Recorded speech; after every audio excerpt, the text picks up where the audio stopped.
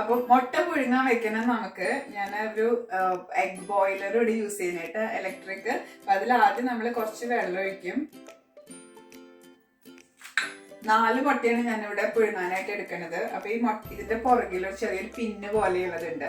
അത് വെച്ചിട്ട് ഈ മുട്ടയുടെ മുകളിൽ ഒരു ചെറുതായിട്ടൊന്ന് ഇങ്ങനെ പൊട്ടിച്ചിട്ട് വെക്കണം. അതല്ലെങ്കിൽ ചിലപ്പോൾ ഇത് പൊട്ടി ആകെ എക്സ്പ്ലോഡ് ചെയ്യാനായിട്ട് ചാൻസ് ഉണ്ട്.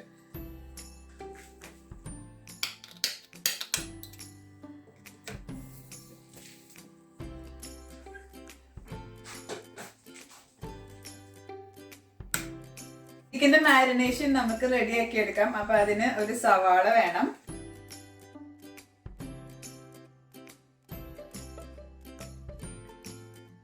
ഒരു കഷ്ണം ഇഞ്ചി വേണം. ഇതൊക്കെ വലിയ പീസസ് ആയിട്ട് അരിഞ്ഞിട്ട് ഞാൻ ഫുഡ് പ്രോസസ്സറിൽ ഇട്ടിട്ട് ഒന്ന് പേസ്റ്റ് ആക്കി എടുക്കട്ടോ.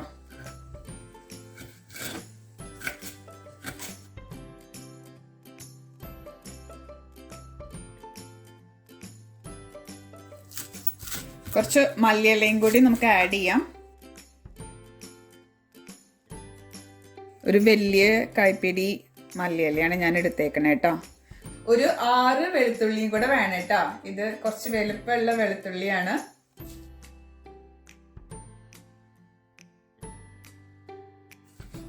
ഒരു 6 പച്ചമുളക് ഇടുന്നുണ്ട് കേട്ടോ ഞാൻ ഇതിൽ. ഇത് ഒട്ടും എരിവ് ഇല്ലാത്ത പച്ചമുളകാണ്, ഭയങ്കര എരിവ് കുറവാണ്. അപ്പോൾ പച്ചമുളകിൻ്റെ എരിവിനനുസരിച്ചിട്ട് എണ്ണം അഡ്ജസ്റ്റ് ചെയ്യാം. എല്ലാ കുക്കിംഗ് വീഡിയോയിലും പറയുന്ന ഡയലോഗാണ്, അത് ഞാനും പറയണു.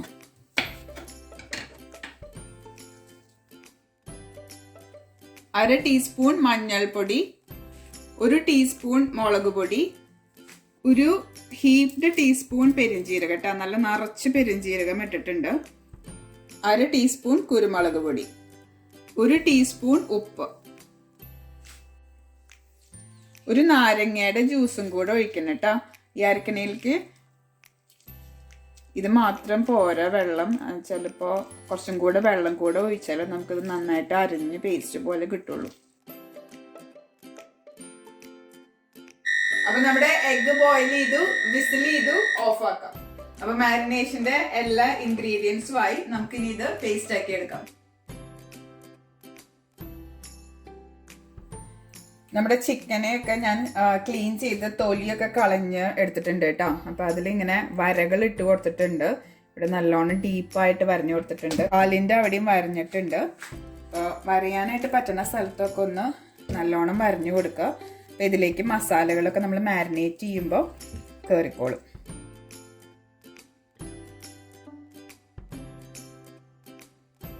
നമ്മുടെ മാരിനേഷനൊക്കെ ഇവിടെ റെഡി ആയിട്ടുണ്ട്. അപ്പൊ അത് ചിക്കൻ്റെ എല്ലാ ഭാഗത്തേക്കും നല്ലോണം പിടിപ്പിച്ച് വയ്ക്കാം. മല്ലിയിലൊക്കെ ഇട്ട് അരച്ചേക്കണതുകൊണ്ട് നല്ല മണ്ണുണ്ട് കേട്ടോ. ഇതിന്റെ പുറം ഭാഗം മാത്രമല്ല, ഇതിന്റെ ഉള്ളിലേക്കൊക്കെ തേച്ച് കൊടുക്കാനായിട്ട് നോക്കണം, മറക്കരുത്.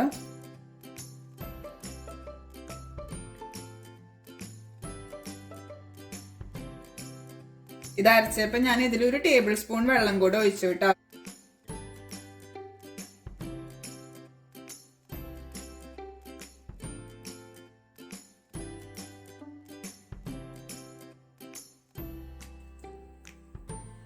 ഓക്കെ, അപ്പൊ ഇതിവിടെ ഇരുന്ന് മാരിനേറ്റ് ആവട്ടെ. എന്തോരം നേരം തലേദിവസമൊക്കെ മാരിനേറ്റ് ചെയ്ത് വെക്കാൻ പറ്റുമെങ്കിൽ അടച്ച് ഫ്രിഡ്ജിലേക്ക് വെക്കുക. ഞാനിപ്പോൾ ഇതൊരു 1/2 hour വെക്കുള്ളൂ. അപ്പൊ സ്റ്റഫിങ് റെഡിയാക്കാനായിട്ട് ആദ്യം ഞാനൊരു പാൻ മീഡിയം ഹീറ്റിൽ വെച്ചിട്ടുണ്ട്. അതിലേക്ക് 1 ടേബിൾ സ്പൂൺ ഓയിൽ ഒഴിച്ചിട്ടുണ്ട്. സൺഫ്ലവർ ഓയിലാണ് ഞാൻ യൂസ് ചെയ്തത്. ഇനി ഒരു സവാളയും 4 പച്ചമുളകുമാണ് ഞാൻ ഇതിലേക്ക് ഇടണത്. നമ്മുടെ മുട്ടയൊക്കെ വെച്ച് ഉള്ള ആ ഒരു സ്റ്റഫിങ് റെഡിയാക്കി, മസാല റെഡിയാക്കാനായിട്ട്. അണിയൻ ചെറുതായിട്ട് കട്ട് ചെയ്യുക.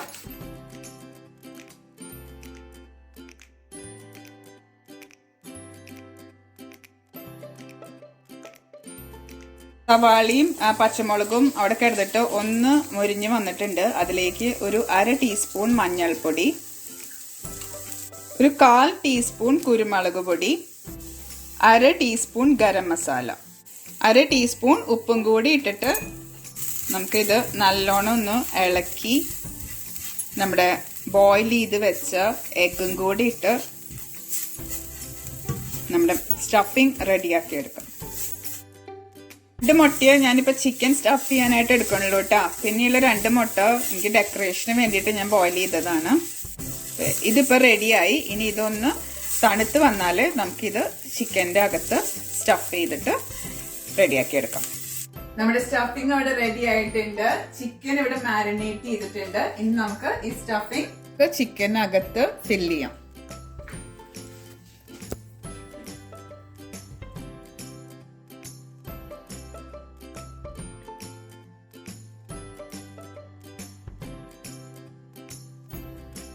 ഒരു കോക്ടെയിൽ സ്റ്റിക്ക് വെച്ചിട്ട് നമുക്ക് ഇതിങ്ങനെ ഒന്ന് ജോയിൻ ചെയ്ത് കൊടുക്കാം.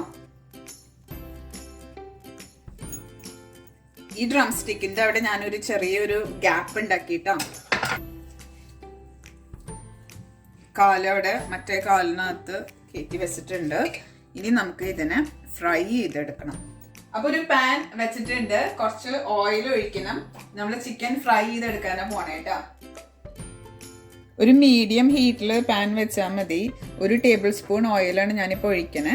ഇതൊന്ന് ചൂടായി കഴിഞ്ഞ് നമുക്ക് ചിക്കൻ ഇതിലിട്ടിട്ട് തിരിച്ചും മറിച്ചും ഫ്രൈ ചെയ്തെടുക്കാം. എല്ലാ സൈഡും മുരിഞ്ഞ് വരണ വരെ.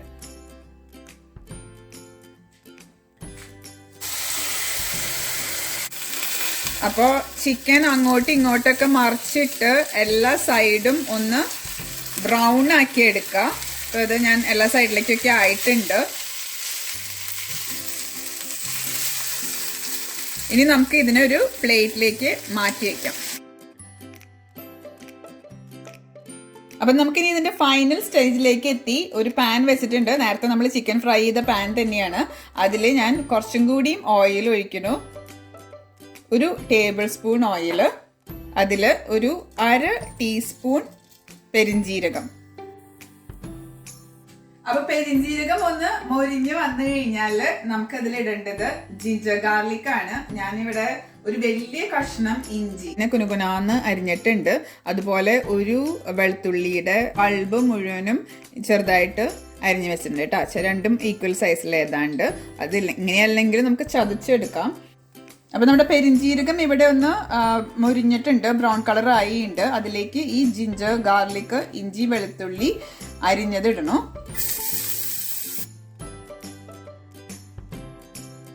ഇഞ്ചി വെളുത്തുള്ളി ഇവിടെ മൊരിഞ്ഞു വന്നിട്ടുണ്ട്. അതിലേക്ക് നമുക്ക് സവാള ഇടണം. ചെറുതായി എരിഞ്ഞത് ഒരു 4 മീഡിയം സൈസ് സവാളയാണ് ഞാൻ എടുത്തത് കേട്ടോ.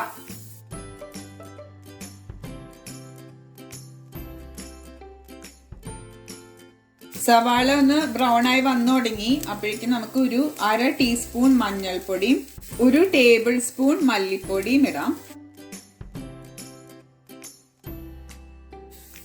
1 ടീസ്പൂൺ കാശ്മീരി മുളക് പൊടിയാണ് കേട്ടോ ഇപ്പൊ ഇട്ടത്. മുളക് പൊടി ഇട്ട ഉടനെ തന്നെ നമുക്ക് തക്കാളി ഇടാം. ഇവിടെ ഒരു 4 ചെറിയ തക്കാളി കട്ട് ചെയ്ത് വെച്ചിട്ടുണ്ട്, ചെറിയ കഷ്ണങ്ങളാക്കിയിട്ട്. ഒരു 1/2 ടീസ്പൂൺ ഉപ്പും കൂടെ ഇതിന്റെ കൂടെ ഇടുന്നു. ഒരു 250 ml ചൂടുവെള്ളമാണ് കേട്ടോ ഞാൻ ഇനി ഒഴിക്കണേ. ഇനി നമുക്ക് ഇതൊന്ന് അടച്ചു വെച്ചിട്ട് 2 മിനിറ്റ് നേരം ഒന്ന് കുക്ക് ചെയ്യാം. ഈ തക്കാളി ഒന്ന് സോഫ്റ്റ് ആവാനായിട്ട് 2 മിനിറ്റ് മതി.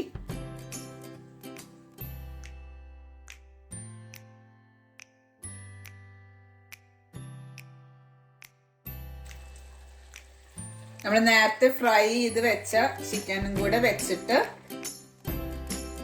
കവർ ചെയ്ത് വെച്ച് നമുക്ക് കുറച്ചു നേരം കൂടി ഒന്ന് കുക്ക് ചെയ്യണം. ചിക്കൻ അങ്ങോട്ടും ഇങ്ങോട്ടൊക്കെ ഒന്ന് മറിച്ചിട്ടിട്ട് ഇതിന്റെ മുകളിൽ മസാലയൊക്കെ ഇട്ട് വേണം നമ്മളിതൊന്ന് വേവിക്കാൻ കേട്ടോ. ഒരു 1/2 hour ആയിട്ടുണ്ട് ഈ ചിക്കൻ ഞാൻ ഇതുപോലെ വേവിച്ച് തുടങ്ങിയിട്ട്. ഇതിപ്പോൾ റെഡി ആയിട്ടുണ്ട്. നമുക്കിനി ഇത് സെർവിങ് പ്ലേറ്റിലേക്ക് മാറ്റാം.